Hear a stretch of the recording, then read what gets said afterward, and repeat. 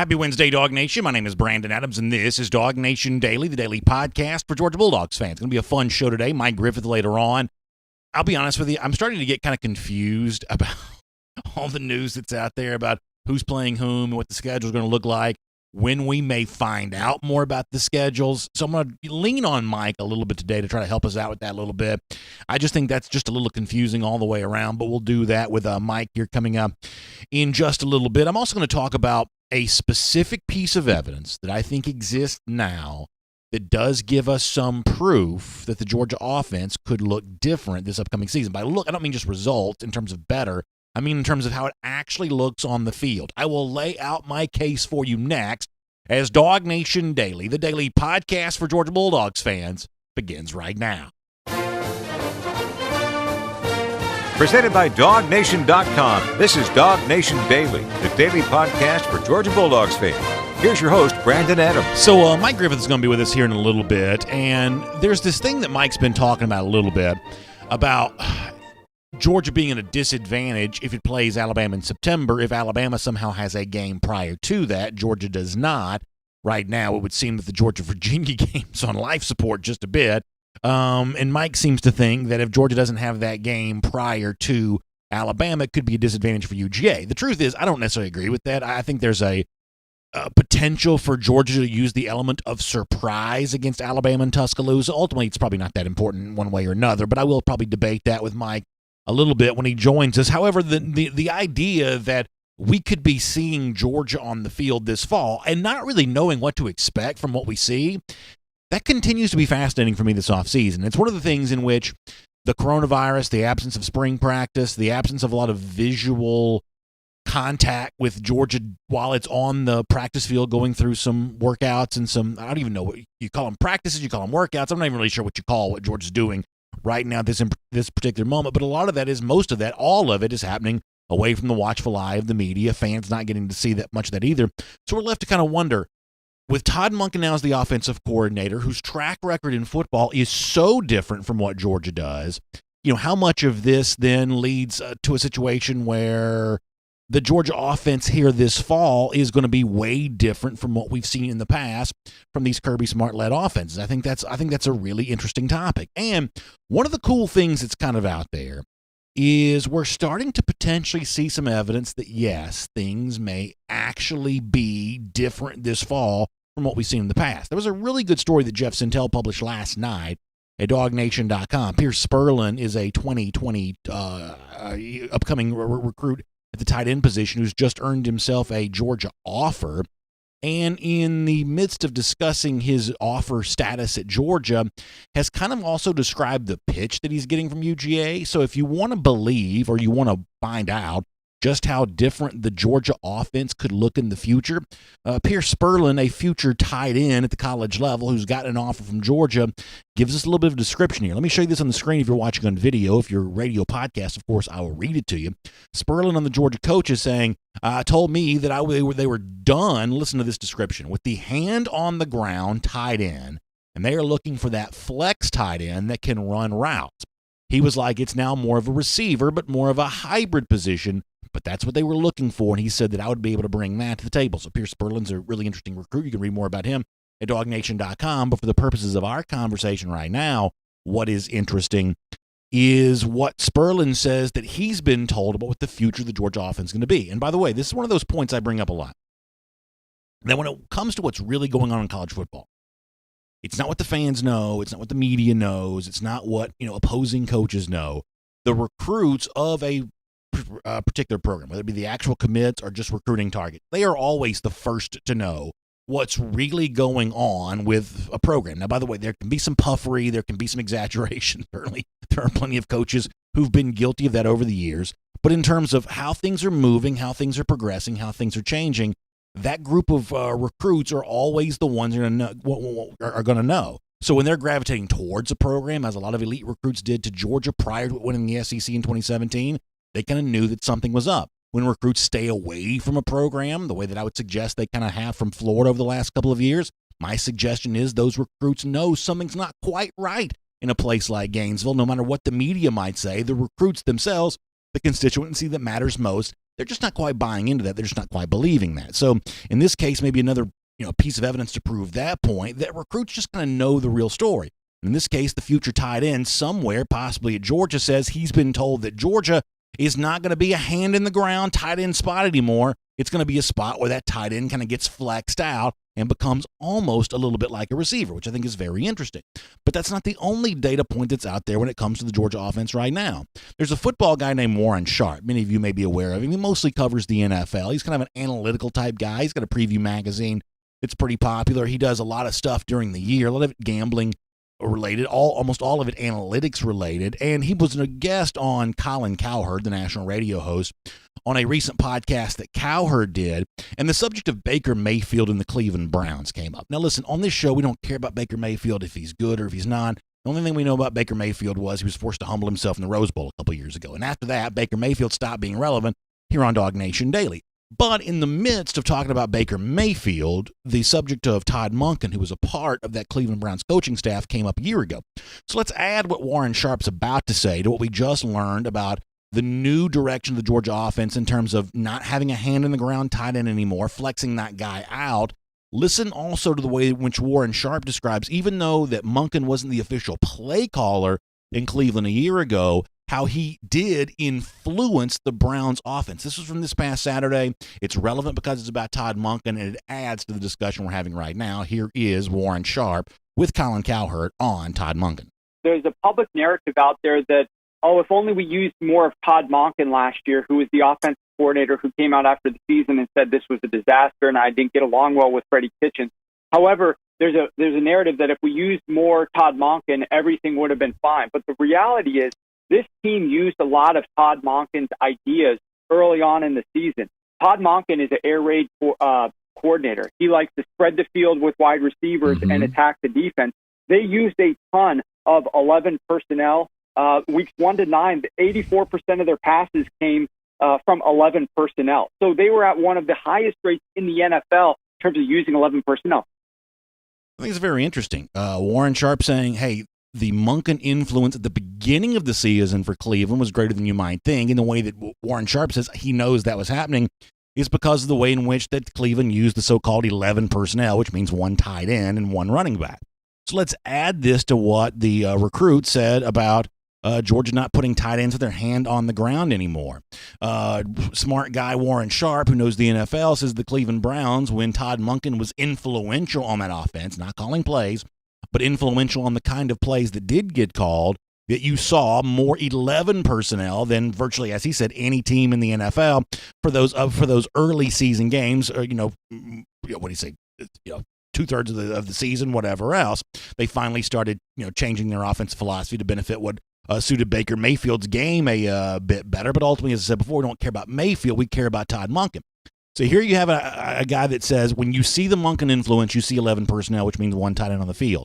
Recruit says, hey, the future Georgia offense you're going to play in is a offense in which the tight end is not hand on the ground, primarily a blocker, but a guy that's flexed out with a chance to catch the football. Now, like I said before, sometimes you put a little puffery in your sales pitch to a recruit to make him excited about what your offer is going to be.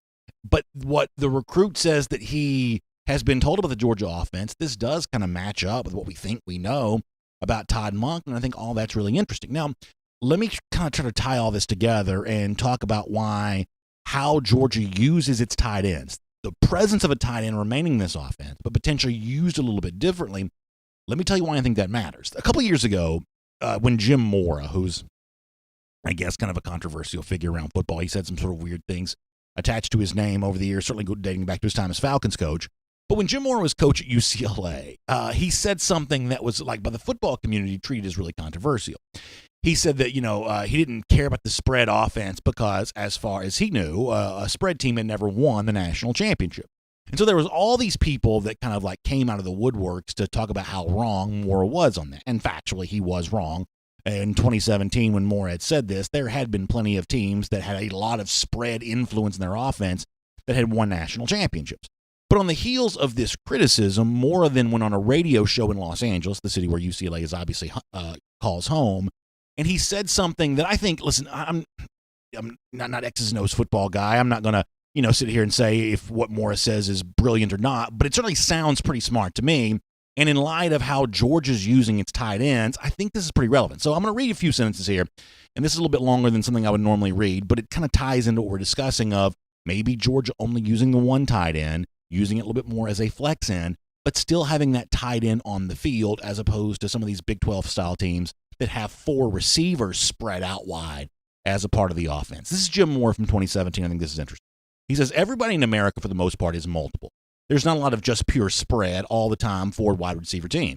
I made the comment about spread teams not winning a national championship, and he says, I think there's been some rebuke about that. But when I've been told that's not true, that Florida won the national championship as a spread offensive team. But Moore says, you'll remember, they had this guy named Aaron Hernandez who was a tight end. So they weren't a 4-wide team.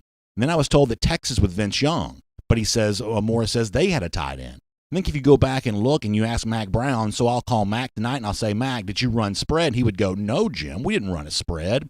So, it's interesting to me, this whole concept of what you're doing. The best coaches I've been around on offense, they're all, he basically goes on to say they're all multiple. But the point that that Moore is making there is that these teams, according to him, that have had these heavy spread influences, the ones that have had the most success have also found a way to use the tight end as well. And to my naked eye, as a non-trained football coach, not an X's and O's expert, when I look at the sport, I, for the most part, see the same thing. Because ultimately, when you bring in a guy like Todd Monk into Georgia, what you're really talking about here is how do you add some elements of what makes college football exciting in other places without sacrificing the physicality that is required in the SEC. You cannot win in the SEC if you don't have a brand of physicality, which means you've got to have that big 4th receiver on the field, which in Georgia's case will be someone that looked an awful lot like a tight end. You've got to have that physicality. You can't sacrifice that in your attempt to go out and sort of dial up a more high-powered offense. Now, the good news is I think that Oklahoma is actually a pretty good snapshot of this. Oklahoma has been as spread can be with Lincoln Riley as head coach, but their offensive lines have still been really good. They've won Joe Moore Award, things like that. This is a team that has not, at least in Big 12 comparisons, sacrificed its physicality as it has become a very high-powered offense. And I think that Georgia's kind of facing the same kind of thing here in the future. Clearly, Georgia needs more explosive plays. And clearly, on the basis of the way that everybody else is doing this in college football, that spread element, the kind of air raid type stuff that Todd Monken seems to know well, is the way that you get there. But the big challenge for Georgia is getting some of that without giving up the physicality that's made the program famous, and it's really a prerequisite for winning in the SEC. How all of this plays out on the field this fall, I think, is going to be really fascinating. And I'm just like all of you, I can't wait to get a glimpse of it on the field. My name's Brandon Adams, and this is DawgNation Daily, the daily podcast for Georgia Bulldogs fans. Hello to you, and thanks for being with us. No matter how you get to us today, live on video, 10 a.m., Facebook, YouTube, Twitter. We're on the radio at noon on Athens Sports Radio 960 The Ref. By the way, I had a great time being with my friends on 960 The Ref this morning on the morning show. I stopped by and visit with them on Wednesdays. Always a really fun thing to be able to do. Also fun to be able to deliver you the podcast. We pretty much do that wherever you can find the podcast. The Apple Player, the Google Player, world-famous DawgNation.com. We're on Spotify now.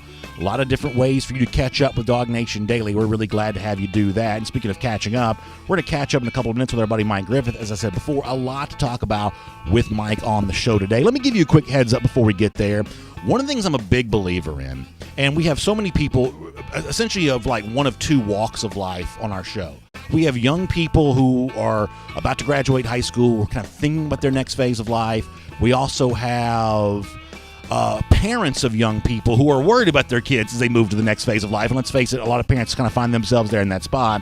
And I think one of the things that can be really challenging and tricky is trying to set yourself up for a successful career without saddling yourself with a bunch of debt. That's what my friends at the Technical College System of Georgia certainly understand, they know, and they can allow you to put yourself on a path, or your children to put themselves on a path to succeed sooner without saddling yourself with a whole bunch of debt. In a career that you love, the Technical College System of Georgia can provide this for you in 2 years or less. You could be career ready in a lucrative field. Now, tuition is already pretty affordable, which is really good news. And this is what's even more important. As opposed to some of these, let's face it, 4-year degrees that kind of don't have a lot of job prospects on the other side of this, career placement right now is 99% with the Technical College System of Georgia.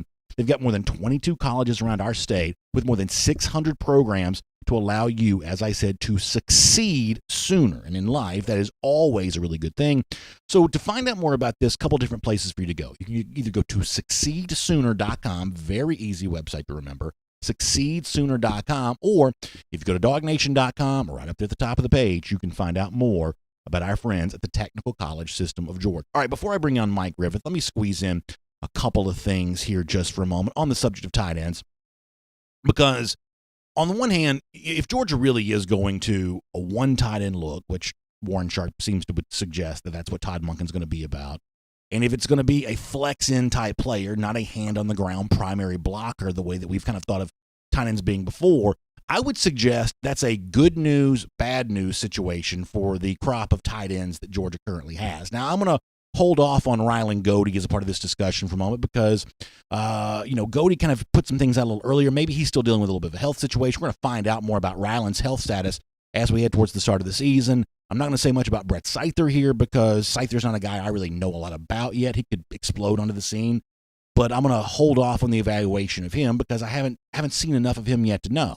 But the other tight ends I think worth mentioning in a discussion like this, let me mention John Fitzpatrick here because, as I've said before, when you think about a Georgia player getting a chance in a situation like this, don't forget about John Fitzpatrick. That's been in the program, a guy that was a four-star recruit coming out of high school, a guy that's gained some experience. I don't want to beat you over the head with Phil Steele's magazine every single day, but Phil Steele mentioned Fitzpatrick among the best draft-eligible tight ends in the NFL draft heading towards this upcoming April. That's a player you shouldn't forget about this in this regard.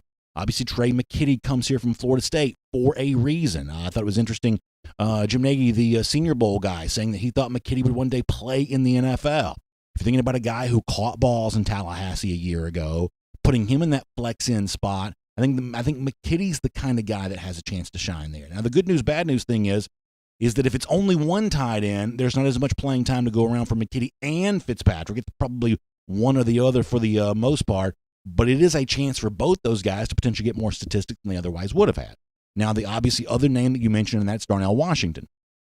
Washington as a flex-in type player is just fascinating to consider because he is so big. And, part of what you think you like about Washington is the physicality that makes him a good blocker. That's still going to be a part of the tight end's role here. But I've said before that being a traditional tight end may be a little challenging to get on the field as a freshman because of all the different things you're asked to do. But I'm going to presume here for a moment that if we're talking about being a flex-in, kind of, becoming a little bit more of a almost like a hybrid wide receiver as a freshman wearing number 0, which is a bullseye for quarterbacks to throw to, maybe that makes things a little easier for Darnell Washington there as well. So it's all fun stuff to consider and a good part of the off-season conversation here around DawgNation Daily. All right, I want to do more of this, how much the offense is going to change, when we might find out who Georgia's playing and when they're going to start playing them. Let's do all of that right now as we bring on our buddy Mike Griffith. From Athens and across the SEC or wherever the recruiting trail may lead, here's a DawgNation.com insider. All right, Mike, I told our audience before, I'm going to need your help today. I think I said this to our video audience before our show began. I'm starting to get confused as to all the various reports that are out there in terms of what football is going to look like this upcoming fall, the likelihood of that. So before we're done, I want to get you to try to sort of lay out what it is you think you know right now, and we'll kind of compare notes and see where that leaves us. Before we get to that, nice to talk to you. I haven't seen you in a week, so it's good to be able to chat with you again. And I was talking before you joined us, whether it be recruit who tells Jeff Sintel that he's been told tight ends are not going to flex out at Georgia, analytical expert who says that Todd Monken's going to favor that 11 personnel, which means only one tight end on the field, which is obviously a pretty good bit different from what Georgia has done a lot under Kirby Smart in the past. I think you're starting to see some evidence emerge that this will be a different-looking Georgia offense on the field this fall. How about what you're hearing, Mike? How much difference, and I'm not talking about in terms of results, better play, obviously Georgia needs that, but in terms of an offense that just visually looks different on the field, how much of that do you expect to see this year? Yeah, I've been told it's a complete overhaul. Even the terminology is going to change. BA. I mean, this is going to be Todd Monken's system. Obviously, Matt Luke's got some input and Del McGee, but yeah, I mean, this is going to be a completely different offense. It's going to look very different. The personnel is different. What they're telling recruits as far as the tight ends being split out. Now, you and I both know there's going to be some sets where they're going to bring those guys in, and Kirby Smart's going to make sure they're able to run the ball to some extent. But I do expect to see an overhauled offense. Yeah, I think that's really interesting, and I think the obvious truth here is I've said before that as Alabama's offense has gotten more high-powered, I do think Alabama's lost some of its physicality. I don't think it was a very physical team a year ago in the games that mattered most. And if you're Georgia, I think you've got to look at that same kind of thing here. Georgia, I think, clearly has to be more explosive. Georgia's, in the past, has not been explosive enough to win a national championship. You've got to have more big plays in your offensive repertoire. But if you do that at the expense of physicality, spread yourself out so wide you can't maul people anymore, then all of a sudden you've only robbed Peter to pay Paul, to use an old-timey reference. So I think one of the real interesting transitions for Georgia is, how do you add the high-powered explosiveness? How do you transition yourself offensively without remaking yourself away from the kind of physicality that is required to win in the SEC? Yeah, I think it's a fair question, and obviously Georgia has a lot of talent and a lot of different looks they can show. The most important thing is to figure out what they can run. What do they do best? Which of the looks of this new diverse offense, which is going to serve their personnel the best? And that's kind of what they've still got to figure out. What can each quarterback do? What gives them the best chance to win? Obviously, Kirby's talked again about that balance and wanting to have that explosivity. I think explosivity comes down to players, though. I thought the offense was pretty explosive in 2017 against Oklahoma. When you got Michelle and Chubb and Swift and all those future NFL receivers, that you're plenty explosive. Last year, not so much. Yeah, I think that's interesting. And I guess the last thing for me on this topic, I'm going to speak as a fan here for a moment. The one thing I'm not that worried about is, when you look at Georgia a year ago, clearly you saw a less effective running game from Georgia than you'd seen in the past. And I think at a certain point, the lack of ability to challenge with the passing game, the bunch formations that allowed defenses to kind of crowd right there in front of the tackle boxes, I think that ultimately hurt the Georgia running game. I do think it's going to be actually, I'm speaking as a fan here, so this is an optimistic tone, but I think there's a really good chance that the Georgia running backs actually benefit from an offense that's more spread, because a more spread offense also means a more spread defense, which means a lot more one-on-one tackle situations that Georgia running backs have a chance to make guys miss. Yeah, you used a great phrase earlier, BA, borrowing from Peter to pay Paul, and those bunch formations were used because those receivers struggled to beat press man coverage, and so you put them in bunches so that they weren't as easily pressed by defensive backs, and you do give up something when you do that. You nailed it. There's a plus and a minus for every decision you make. I just think it comes down to personnel. I think your guys got to be better than their guys. It's like Kirby said after the SEC championship. When someone said, "Oh, do you think you might run an offense more like LSU's moving forward?" And he said, "Guys, we're running the same plays. Our receivers ain't getting open. Theirs are." And that was the difference. And hopefully with this influx of receiver talent that Georgia has, hopefully with this different options that they have at quarterback, I've got my questions about the running back. That's going to be very interesting. And I think the running back position is going to be largely determined on the type of offense. I mean, is Zamir White a guy you want to put out there? Is single back with four wide receivers? Is he going to be that guy that catches the ball out of the backfield? Or is it James Cook? Is it Kenny McIntosh? Who's got the most versatility? That's why I said it's so curious and really fun to think about what this Georgia offense could look like with this influx of talent. Yeah, but, you bring up a lot of really good points about the tight ends being split out, about the ability of the running backs to run effectively out of more of a spread formation, while at the same time trying to ask yourself if they're forfeiting too much physicality by going to the spread. All right, let's change the subject here. And as I said before, I'm a little bit confused where things stand now. But when it comes to the schedule that Georgia's likely to be playing this fall, the schedule the SEC is likely to adopt, here's a degree of speculation I'm willing to make, and I'm curious to see how you come down on this.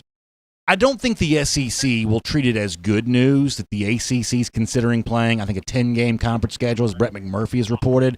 Looks like the Big 12 is trying to play maybe as many as 12 regular season games, a lot of those kind of weaker opponent bye games a part of that, some of that very early in the season, some of that potentially stretching into like the week 0 time frame. Based on the Sports Illustrated report from a couple of weeks, Mike, I came away from that thinking that what the SEC probably wanted to do was to play 8 conference games, the 9th non-conference game against the Power 5 level opponent, which almost everybody in the SEC currently has one scheduled, minus a couple. Georgia, the only team that had 2 scheduled. I thought the SEC was probably pretty comfortable with the idea of trying to play a 9-game schedule. The fact that the other conferences that they're kind of partnered with here, at least, very loosely partnered with because they have some games scheduled with, Big 12, the ACC. How do you think the SEC probably feels about the fact that right now it seems like the rumors coming out of the ACC and the Big 12 are just a little bit different than what the SEC at least has been rumored to be moving towards?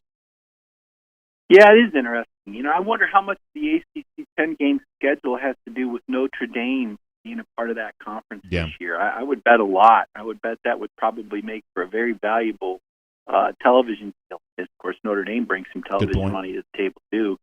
So I think they're motivated by that a little bit financially. The SEC, to me, the whole reason that you that sort of schedule, the 8-game as opposed to a 10-game, is for the flexibility. Because you're going to say, you know what, hey, there may be some times we want to be able to move some games around, kind of like the Big Ten and the Pac-12. Now, they play a 9-game schedule, it's worth noting, 9-game conference schedule. So if the SEC were to play 8-game model plus one non-conference, which would be Georgia Tech, they'd be on par with the Big Ten and the Pac-12. The ACC would have their reasons for doing what they do, as would the Big 12. I think television money. I would be just fine with 8. I would prefer to see 10, selfishly. I'd like to see Georgia play Sam Pittman in Arkansas and Sanford Stadium, and also have a trip to Mississippi State. But I'd also like to see Georgia, have a home game against Florida this year too. It's not about what I want.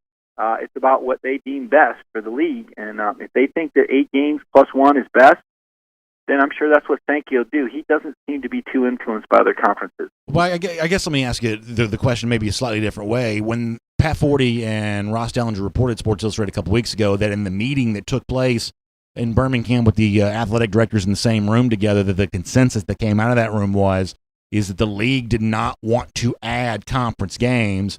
I took that pretty seriously. A lot of the reporting that comes around stuff like this ends up being altered and new information becomes available. But when I heard them say they didn't want to play more than 8 conference games, I took that pretty seriously, because to me that kind of sounded like something the SEC might say, both for the reason of it's just tougher to play more SEC games than you have to, and there's also the logistical challenge of scheduling games that aren't currently scheduled. I mean, would you say that it is fair to consider that the SEC probably does not want to play additional conference games other than the 8 that are currently scheduled?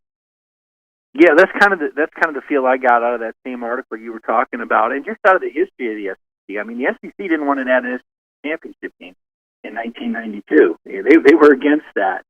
It is a tough league. It's a tougher league than anywhere else. All you got to do is look at the NFL draft year after year to see that the majority of the NFL players come out of the SEC.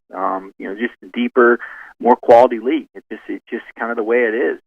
So I think that's a fair conclusion to draw, and I think the plus 1 is the most likely model. If you ask me right now, I don't think Georgia will be playing Virginia in Mercedes-Benz Stadium. One of the things that happened while you were gone, or was talked about while you were gone, BA, was Gary Stokan's already put provisional plans out there if Georgia and Florida State aren't available, and he's not doing that just for the heck of it, right? So he's obviously heard something or believes there's enough steam there for him to talk publicly about it. Yeah, I saw there was some chatter about maybe Florida State playing West Virginia, kind of bringing in a couple of those teams that I guess, or I forget who it was. West Virginia playing somebody. Virginia and West Virginia. That's right. Excuse me. Yeah, I'm sorry. Yeah, Virginia playing West Virginia as a way of satisfying that. Georgia being the only SEC team right now that has 2 Power 5 non-conference games scheduled. Mike, I've been as hopeful and optimistic as anyone about the eventual return of college football this fall, but I guess I have kind of resigned myself to the likelihood that Georgia will not be playing 12 games this regular season,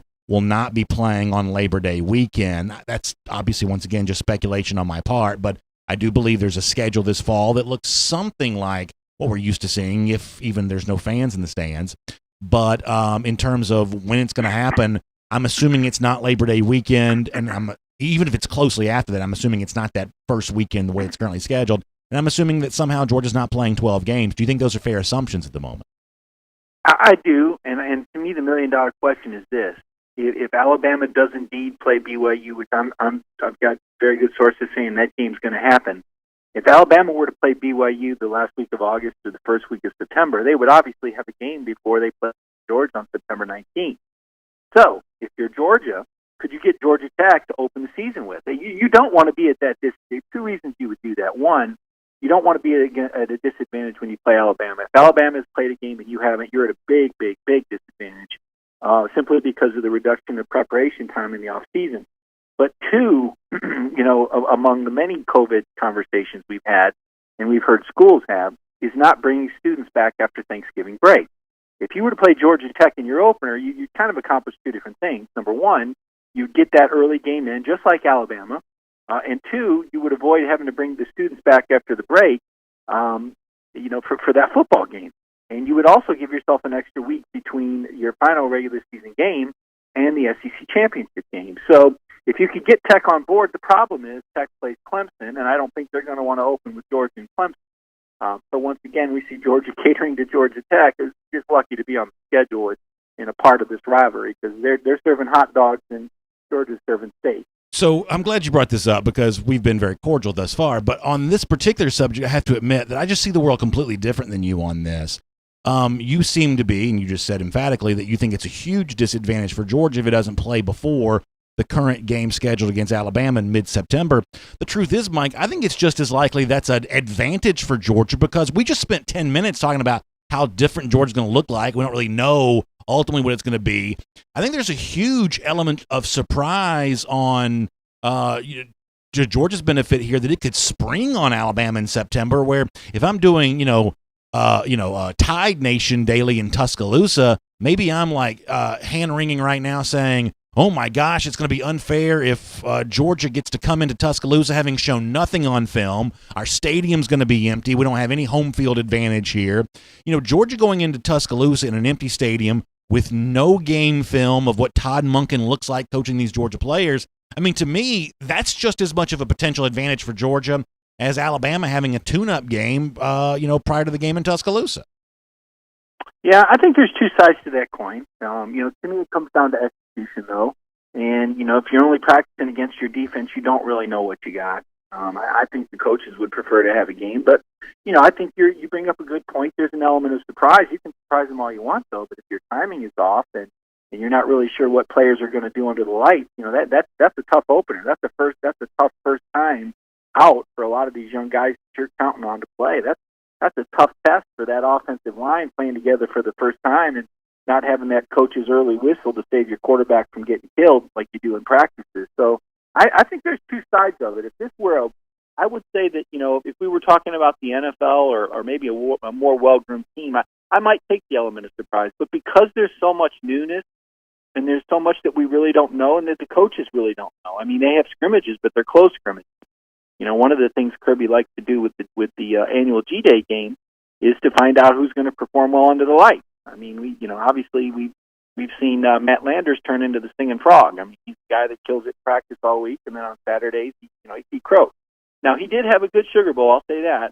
But there's a lot of Matt Landers. There's a lot of guys you just don't know what they're going to do under the bright lights. So, to me, I feel like they would rather have a game just because of all the newness that they have, and you can do some things without showing much. I mean, you can run a base of 10 base plays against a team like Georgia Tech. I mean, let's be honest, they can run the same 2 plays and beat Georgia Tech by 3 touchdowns. They don't need to show a whole lot of the playbook to beat the Yellow Jackets. Yeah, I guess to kind of finish with this, I was going to ask you about your very good piece about Kirby Smart as a player. I'll just promote that at the end. Let me stay on this topic for right now. I guess where I am on this, Mike, is how like a couple years ago the phrase around Georgia was do more. You wanted to do more than you'd done the previous year. My own personal phrase for Georgia this season is no excuses. I don't want to hear about no spring practice. I don't want to hear about coronavirus. Just go win. Go to Alabama, win that game. That's what this program has been building towards. So no matter how weird it all is, I just don't think the excuses or anything along those lines are going to be relevant. It's just time for Georgia to go out there, take the hand of cards that's been dealt, and find a way to win the game. Georgia is as talented as anyone in the country right now. Everyone's dealing with some weird circumstances. For me, there's not any excuse this season for Georgia that's going to be relevant. New quarterbacks, new coordinator, new whatever else. Just go out there and win. What do you come down on that? I would agree, but I think that chart should go beyond the football team and into the administration. I don't like it that Georgia has only 3 home games and what amounts to 5 home games because they have to travel 340 miles to Jacksonville, and Florida has 4 home games and a 70-mile road game. I think that's in the hands of the administrators. That this particular year, with no tailgating and no fans, makes no sense to play in Jacksonville. And 2, as far as the scheduling goes, I think as an administration, you got to do everything you can to protect your football team. I don't know where Kirby Smart stands. Just to be clear, I don't know whether or not Kirby would want a game before Alabama or not. I have no idea.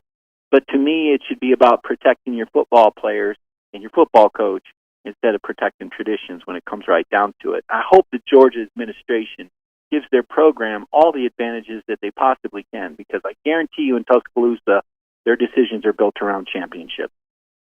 And we'll leave it there. Mike, you did have a good piece up at DawgNation.com. Kirby Smart as a player, the coaches that were a part of bringing him to UGA and bringing him along as a player, Jim Don and Ray Goff weighing in on that. I hope folks will check that out at DawgNation.com. When we have more time, maybe we will get into that. But good to have you as part of the program today.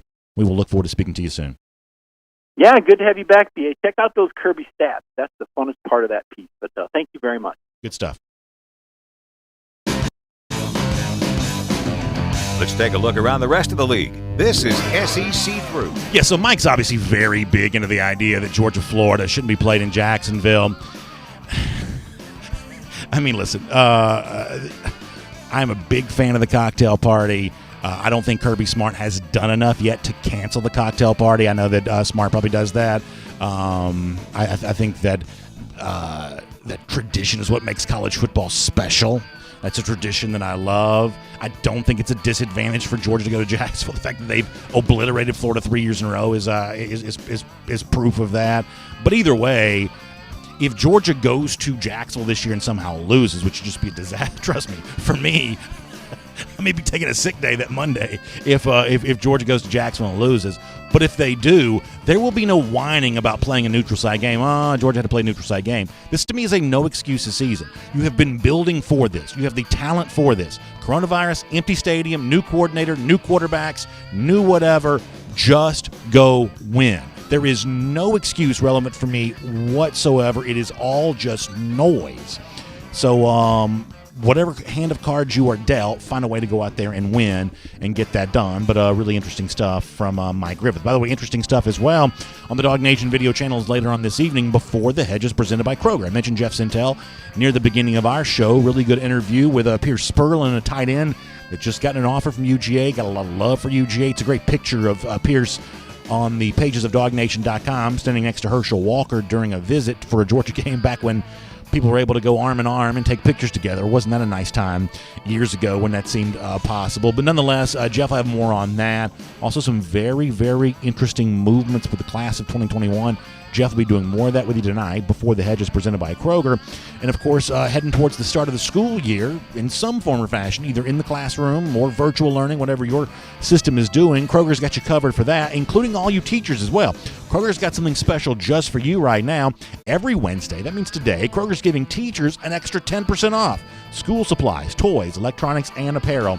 That's shopping Wednesdays at Kroger, so make sure you take advantage of that as you head towards the start of the upcoming school year.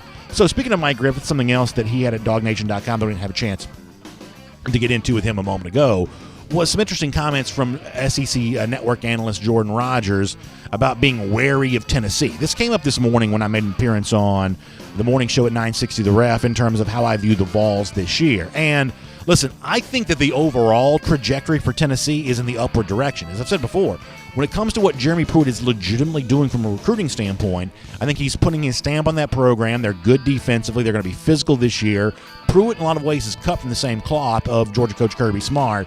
It's pretty clear that Pruitt is influencing the future direction of the Tennessee program. In a couple of years, I could absolutely see Georgia-Tennessee being the kind of game that we spend an entire offseason talking about. It would not surprise me at all that in a couple of years, just given the way that national recruiting is a little bit more in vogue than it used to be, Tennessee has to recruit nationally because high school football there in the volunteer states not always particularly strong. But, just given Pruitt's prowess as a recruiter, the physicality, you always expect him to be good on defense. I think they have a chance to start getting better at quarterback with Jim Chaney as offensive coordinator. I could expect Tennessee to be the kind of team that in a couple of years we're talking about being one of the bigger games that Georgia plays. Playing the game in November with maybe the SEC East on the line potentially makes that even more so. However, the biggest mistake that the media makes, and there's always this kind of lack of numeracy on the part of many in the media anyway, but the biggest mistake the media makes, and you see this with the stock market, you see this with sports, you see this with everything, is they think that trends are bound to continue forever. And the teams that were playing bad at the end of last year are bound to sort of begin the year on a bad trend. The teams that finished the season on an uptick a year ago are kind of bound to do the same thing. Tennessee's the perfect example of this. A lot of late season wins for Tennessee that kind of changed the way that people felt about the Vols. We were actually relatively high on them middle of the season when they were covering some spreads. Came close to covering against Georgia until Eric Stokes absolutely, waylaid. Was it Maurer who the quarterback that he hit? Tennessee was covering the spread in that game. They covered the spread against Alabama. That was the portion of the year we were on high on Tennessee. The rest of the media kind of started getting high on Tennessee late in the season when they were pulling off close wins against somewhat mediocre competition. But they do beat the Missouris of the world, the Kentuckys of the world, bowl game against Indiana. All of a sudden now you've got analysts like Jordan Rogers saying, hey, on the basis of this, watch out for Tennessee for this upcoming year. I'm not high on Tennessee this season. I talked about this last week during our On the East preview shows. I think when you want to look at a game for Georgia beyond the ones that we talk about typically, Auburn, Alabama, Florida, as clearly the three most important, three toughest games Georgia plays. In terms of the SEC competition that would get my attention a little bit more, believe it or not, it's still a team like South Carolina, which in addition to beating Georgia last season, was just 4-8. It seems like, they would be an afterthought. But I've got respect for Mike Bobo as an offensive coordinator. I do think that the Gamecocks run the ball better this year because I expect Marshawn Lloyd to be really featured in that category. Tennessee, I'm not sure about their ability to run the football. I think they've lost a lot at the wide receiver position. They'll be good along the offensive line. They'll be good on defense. Those kind of elements of physicality, you expect Tennessee to have those. But I think that Jordan Rogers is just flat wrong, not just for Tennessee in comparison to Georgia. If we're thinking about something that looks like relatively close to a normal schedule, right? Like my brain still works on a 12-game schedule, even though as I've told Mike Griffith, I don't necessarily think that Georgia will be playing or anybody in the SEC will be playing a 12-game schedule. But if we're thinking about a 12-game schedule, then I truth is I think that Tennessee would be scratching and clawing to actually eke out a winning record. I am not high on the Vols, and I don't think that Georgia has anything to be scared about when it comes to Tennessee this fall, although it will be a game circled because of the fact that it's kind of a new date. And, listen, there's a little bit of bad blood brewing seemingly between the Dog and the Vols, which I think is overall a pretty good thing. Let me just do quickly on this. I saw where Paul Feinbaum, we certainly had our take on Feinbaum yesterday, just the ludicrous hypocrisy that he's shown on the coronavirus. But he also kind of talked about, you've seen a lot more of the NFL players choosing to opt out.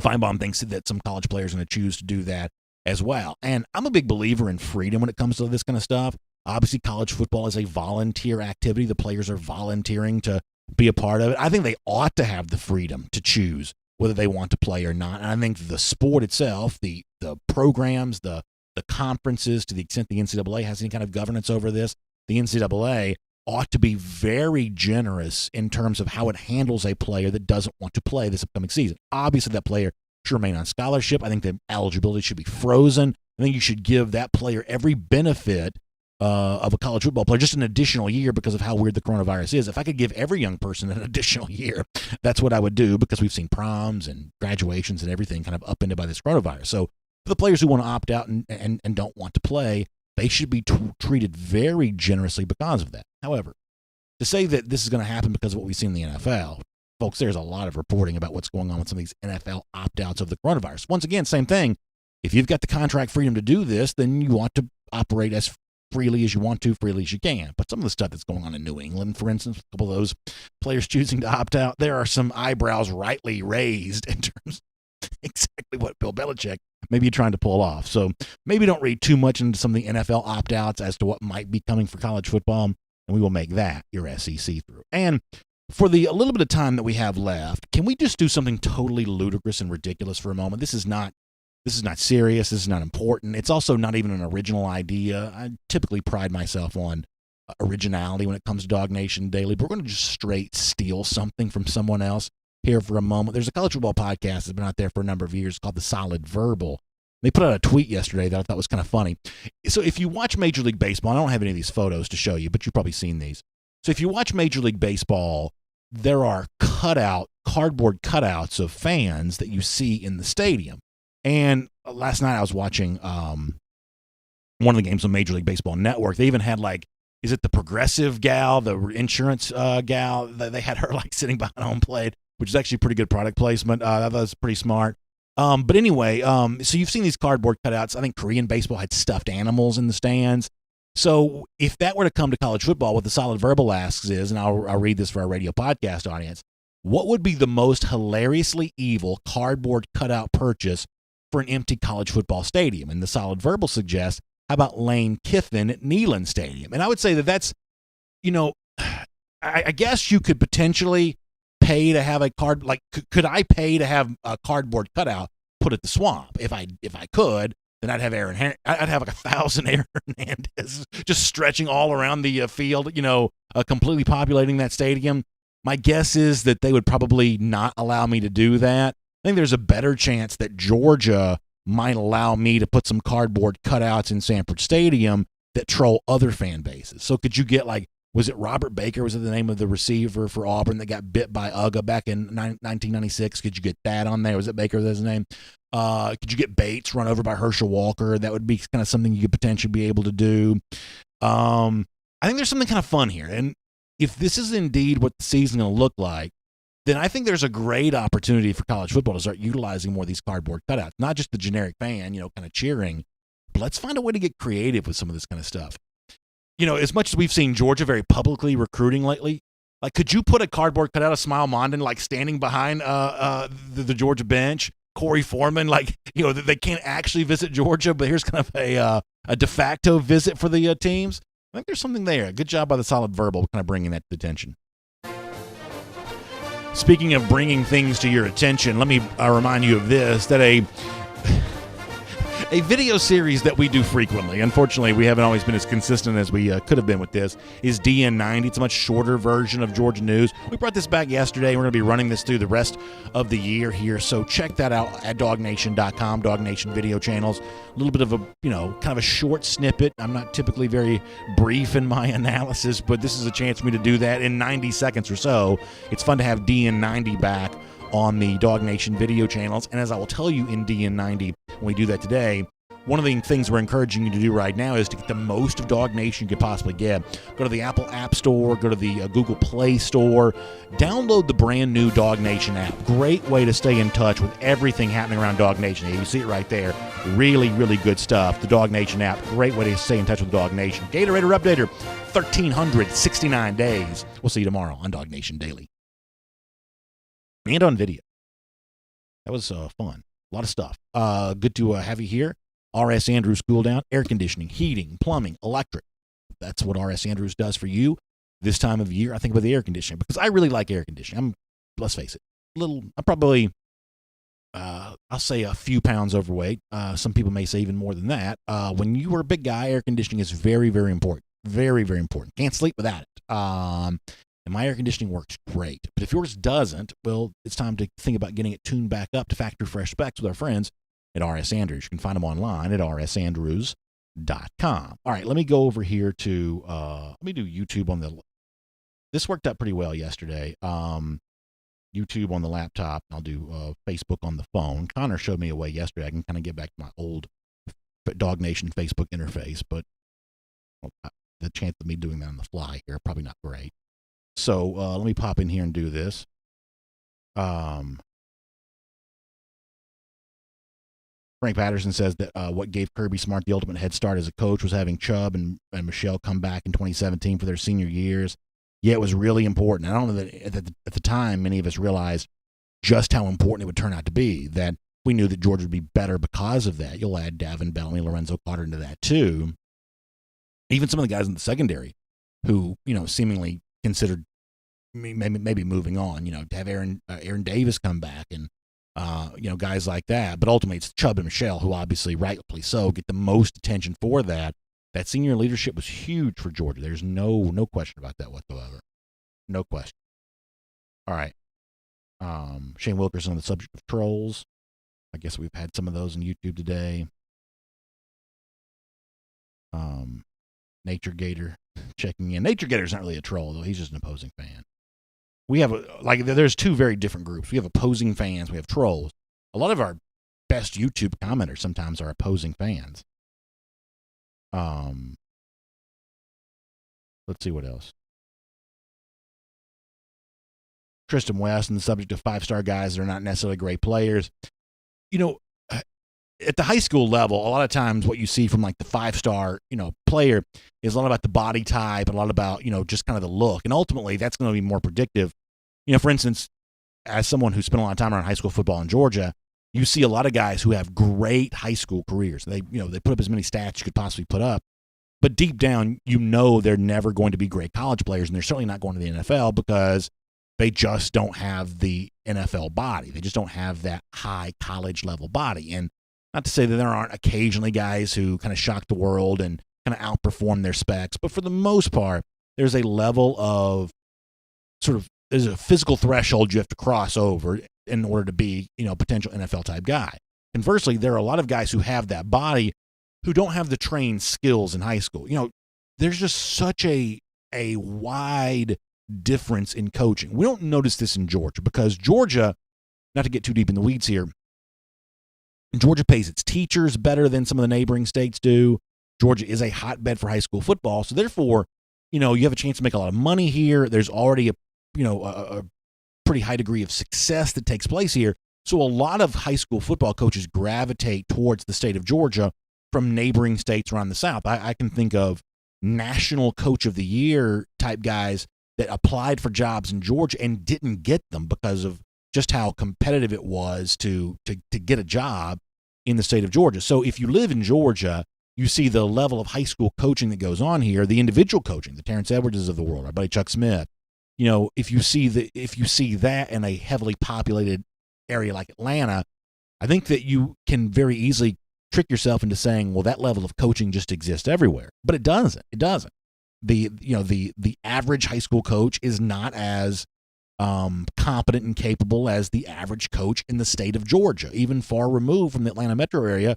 Just the overall level of high school coaching in Georgia is really, really high because of the fact that high school coaches in Georgia just, for the most part, make a good bit of money in comparison to some of their neighboring states. Because there are a lot of former players that live in the Atlanta area, you have the individual coaching here that you don't typically have.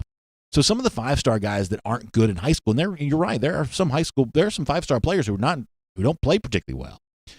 It's weird to think that, but there are a few that just don't show up in big games, don't have a lot of stats. I think some of that is they just haven't been coached at the same level they'll get in college. So ultimately, how a player looks to me is almost more important than how he plays, because you come to a place like Georgia, you want to have that guy that kind of benefits from the value add that coaches can provide. Let me go to Facebook here for a moment.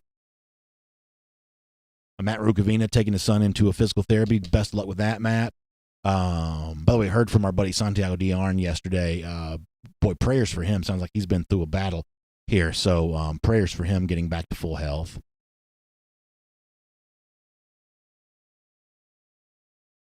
Jarvis Hanna says the background screen looks like the bug zapper. So for whatever reason, the blue just looks better than the other colors. It's just the way that the lights shine on here.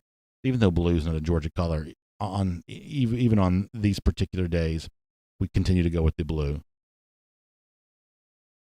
Kylan and Susan Richter having a problem with some of the ESPN analysts. Yeah, I've kind of shared my thoughts about some of that kind of stuff. I definitely think that there's been an imbalance in the way that the coronavirus has been discussed. I won't deny that. Mike Zambiasi also mentioning Isaiah Wynn coming back as a big part of that 2017 story, and it was. Isaiah Wynn was a great player at Georgia. Willie Gray Jr., thank you for the kind words. I really appreciate that, Willie. That means a lot. I love doing what I do every single day. The chance to interact with guys and gals like you all, it makes that really fun. Randy Hall says, how about a cutout of Eddie for the stadium? I wonder if we could do that. That'd be amazing. I love that idea, Randy. That's great. That's great. I think there's also the thing of, if you get the cutout in the stadium, do you get it shown on TV? That's the other thing, the next big challenge here. For sure. Philip Jordan Wells says you got to turn the fan on too. Listen, with my air conditioning, I still get the fans going. I'm telling you, you're a big boy like I am. You got to have as much cold air as you can. Randy Hall, funny stuff. Bruce Eklund says, be tough and turn off the AC. Listen, I ain't that tough. There's a lot of toughness that I try to occupy in life, but the no AC toughness is not my thing. It is kind of funny, though. Some of y'all are not from the South. You get into certain parts of, especially like way northeast into New England. You don't see this a ton in, like, say, New York, New Jersey, because you have a lot of humidity there. But you get up like in like New England area, there are a lot of houses that don't have air conditioning. And that just blows my mind. But if you've also ever been to like Massachusetts in August, it's like 70 degrees. So maybe they don't need it quite as much. But I mean, that's one of the things I've known of people who've like moved down here from way up north. They get down here, they're kind of surprised to find out like every house has air conditioning. Like, I don't think you can get a certificate of occupancy in Georgia if you didn't have air conditioning. It's just a very different kind of state from that standpoint. See what else is going on. Back over here on YouTube for a moment. We got a couple more minutes. We got to go. Noah Sheldon says he thinks that Dan Mullen will be Alabama's next offensive coordinator. That's pretty good, Noah. That's pretty good. Good to see Green Soldier back in the comments. I feel like I haven't seen Green Soldier in a while. Frank Patterson says, I asked Mike, who do you think the third running back would be for Georgia? Milton, K-Mac. His answer was Cook. So I'm assuming that Zamir White's the leading rusher. I'm going to assume that Kendall Milton, I believe, will be the second leading rusher for Georgia this year. And I guess I'd say James Cook third in that regard. Let's see what else. Green Soldier, how about that? Sounds like he's been pretty busy. It sounds like he's been pretty busy. I ain't going near those subjects on the show, but it sounds like he's been pretty busy. Well, you stay safe, Green, for sure. Good to have you with us.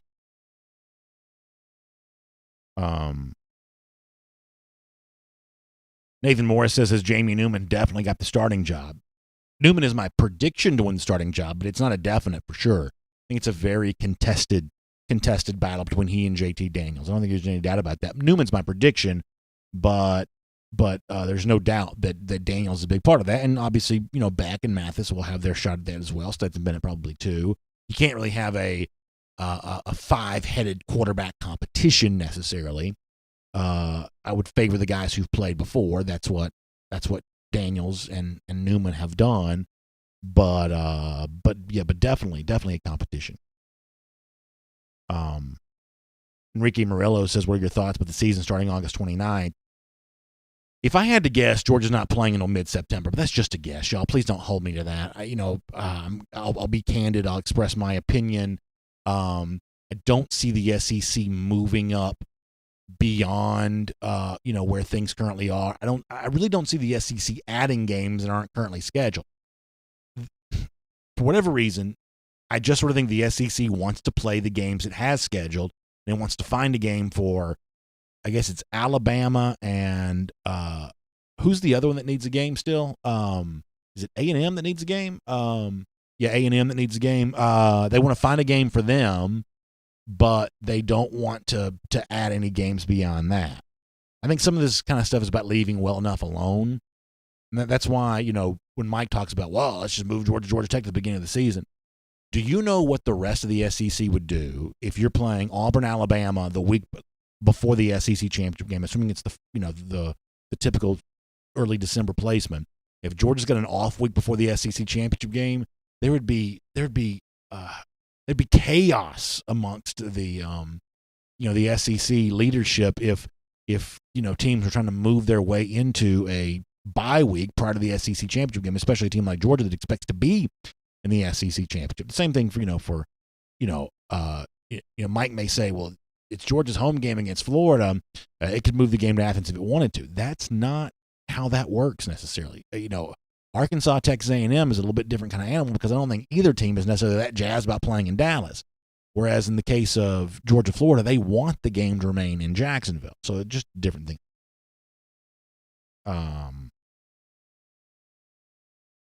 G. Grayson, the subject of quarterbacks potentially transferring. Yeah, I mean, there's no way to avoid that. And as as you self-proclaimed Bama boy, you understand that, whether it be, Blake Barnett leaving Alabama, a number of guys, you can't keep them all and you can't keep them all happy. That's just the way it goes. Nathan Morris says, has the SEC confirmed a conference-only schedule yet? No, nothing has been confirmed, and we may still be waiting on this a while. We may get some news over the next couple of days, or we may not. The one thing I think is good to remember, though, here is that while we are in a holding pattern for what the season is going to look like and who's Georgia's going to play and when they're going to play them, the team itself is not in a holding pattern. Now, they don't know who they're playing or when they're going to play, but this is one of those things where Kirby Smart's firewall that he builds around the program probably helps a little bit. You know, they're not worried about who they're playing. Will they be playing Virginia? Will they be doing this? Will they be doing that? At least my assumption is they're not worried about that, because I'm sure that Kirby Smart is just working them out hard right now. Coach is able to observe these walkthroughs, these workouts. I'm sure they're very intense. A lot of this intensity in terms of learning. I think there's something kind of cool to, getting a chance to really learn what you're supposed to do when the actual physical practices begin. My guess is they are really, really pushing them hard right now. So we're in a holding pattern of finding out what the season's about, but the Georgia players are just trying. They're in no holding pattern. They're 100 miles an hour. They may be heading towards a target that they haven't identified yet, but they're still 100 miles an hour right now, which is probably good. Jalen Jackson says he thinks the schedule should be 10 games. I'd be in favor of as much football as you could get. I think logistically that's going to be tough. Let me do like one more and we'll get.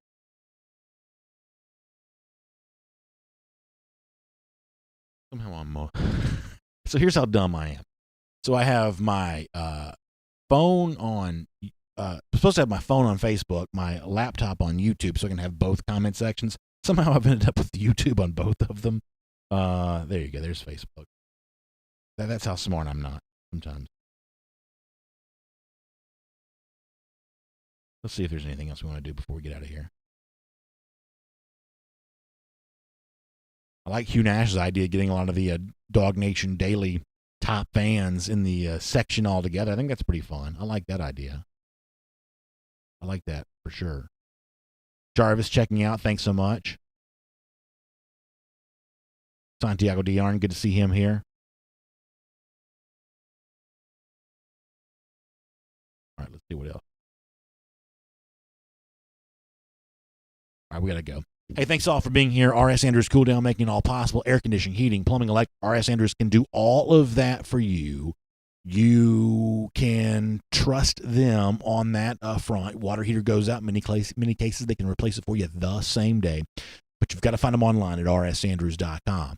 Appreciate you being here. I'll see you back tomorrow morning at 10 a.m. for DawgNation Daily. Look forward to talking to you then, everybody.